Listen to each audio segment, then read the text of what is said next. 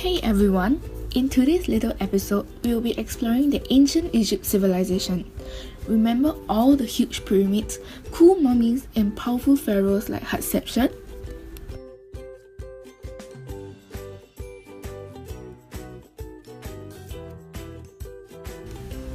Awesome! But wait a second. If ancient Egypt was so great, why had much of its culture been diluted? Well, the answer to that is simply due to the civilization's war history. As many of you will have guessed, ancient Egypt started off as a blessed civilization. Being strategically located in rough terrains and harsh desert, this has enabled them to focus on crafting weaponry and technology. This had inevitably made them one of the greatest military forces of history.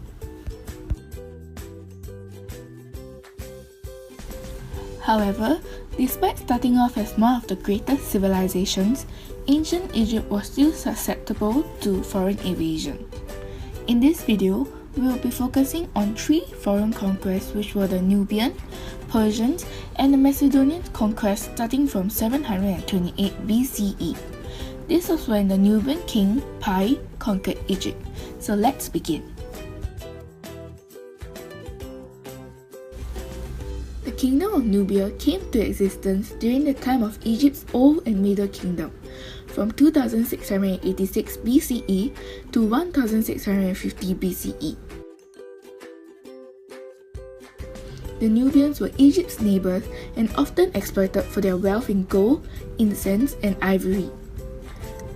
During Egypt's second intermediate period, from 1782 BCE to 1570 BCE, however, the Nubian kingdom rose to power. At around 760 BCE, an independent native dynasty began to rule Nubia from Napata in what is now known as Sudan and extended its influence into southern Egypt.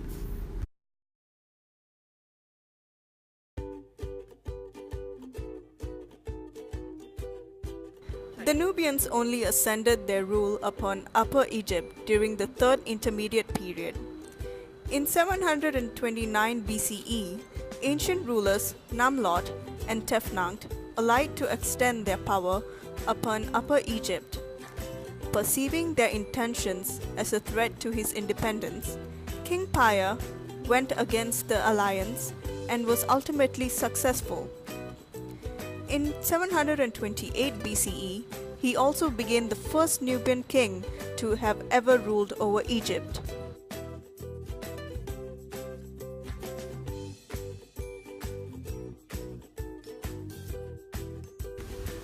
Due to instability within Lower Egypt, however, King Pi was able to conquer that portion of the land as well.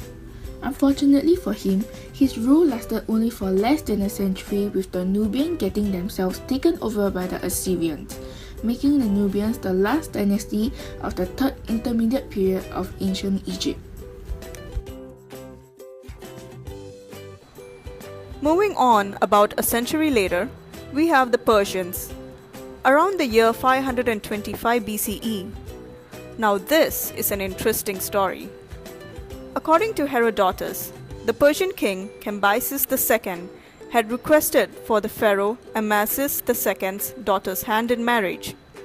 Amasis, however, did not want his daughter to be married to a Persian, so he sent a fake daughter to marry Cambyses.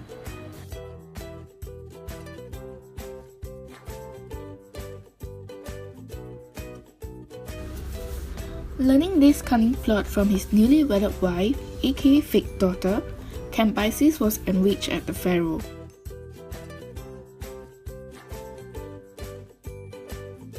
To revenge, he began his invasion of Egypt.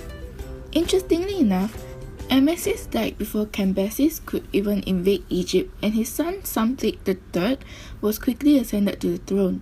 Unfortunately for Psamtik, he was far too young and inexperienced in battle. As Herodotus recounts, Psamtik captured the sons of Cambyses' military advisors, drained their blood and mixed it with wine. He then drank the concoction and made all the other councilmen drink it before the battles as well. Cambyses did try to make peace with the Egyptians by sending his men over on a boat to talk things out, but they were almost all immediately slaughtered by the Egyptians upon sight. Eventually, the Persians retaliated once again, and the Egyptians lost the battle and their nation as well. The Persian conquest was just a temporary one. Egypt's power was soon transferred from Persia to Macedonia, but surprisingly, Alexander's ultimate goal was not Egypt but Persia. All this started with Persia's greedy westward expansion to Macedonia. Although unsuccessful, Macedonian King Philip II was determined to take revenge. Before he could do that, he was assassinated.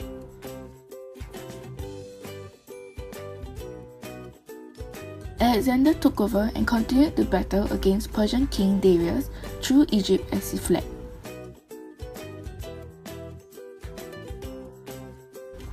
Meanwhile, Alexander passed by Egypt and established his first city, Alexandria.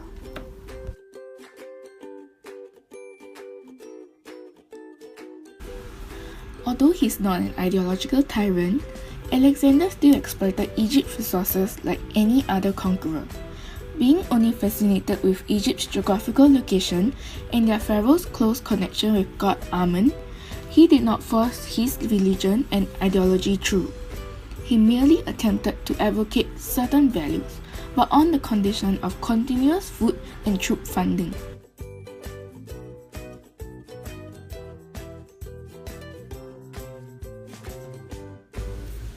Hoping to gain religious justification of his territorial expansion, Alexander had to first earn the confirmation title Son of God Amun. He thus made a visit to the well-known oracle of Amun. Unfortunately, Alexander died soon after, and his rule along with the spoils of war were divided among his successors. Eventually, Ptolemy, one of Alexander's generals, succeeded Egypt.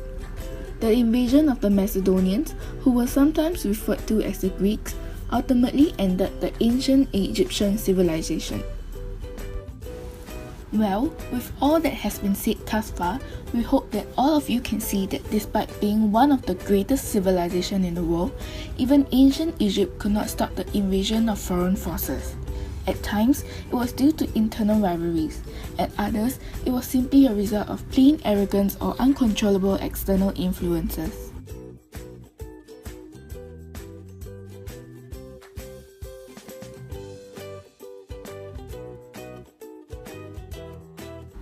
So why are we studying this? Why is it so important to learn about the history of ancient Egypt's war and conquest? Simple, it's because history tends to repeat itself, so it doesn't really matter how great any one person or nation becomes. At the end of the day, there will always be others better out there. So let's strive for excellence, and while we do so, humble ourselves at the process. History teaches us how to live better by learning from the mistakes of the past.